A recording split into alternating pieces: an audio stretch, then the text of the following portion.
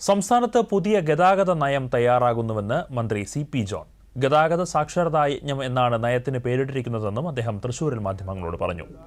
ഗതാഗത നിയമങ്ങൾ സ്കൂൾ കരിക്കുലത്തിന്റെ ഭാഗമാക്കാൻ ആലോചിക്കുന്നുണ്ട്. +2 ശേഷം കുട്ടികൾക്ക് ലൈസൻസ് എടുക്കാൻ കഴിയുന്ന തരത്തിൽ പരിശീലനം നൽകുമെന്നും സി.പി. ജോൺ പറഞ്ഞു. എന്നാൽ വളരെ നീണ്ടുപോവാതെ ഒരു ഗതാഗത നയം, നമുക്ക് വ്യവസായ നയം പോലെ ഒരു ഗതാഗത നയം ഉണ്ടാക്കുക എന്നുള്ളതാണ് ഒന്നാമത്തെ ലക്ഷ്യമായിട്ടിട്ടുള്ളത്.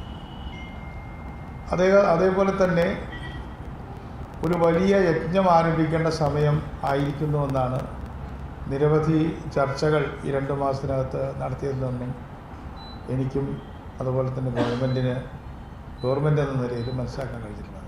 അപ്പം അതുകൊണ്ട് നല്ലൊരു പേര് നമ്മൾ അന്വേഷിക്കുന്നുണ്ടെങ്കിലും അതിൻ്റെ ഫയലിലിട്ടിരിക്കുന്ന പേര് ഗതാഗത സാക്ഷരതാ യജ്ഞമെന്നാണ്. അത് പോരാ എന്നറിയാം, എങ്കിലും നല്ലൊരു പേര് ആരെങ്കിലും സജസ്റ്റ് ചെയ്താൽ അതെടുക്കാം. ഒരു +2 പരീക്ഷ കഴിയുമ്പോൾ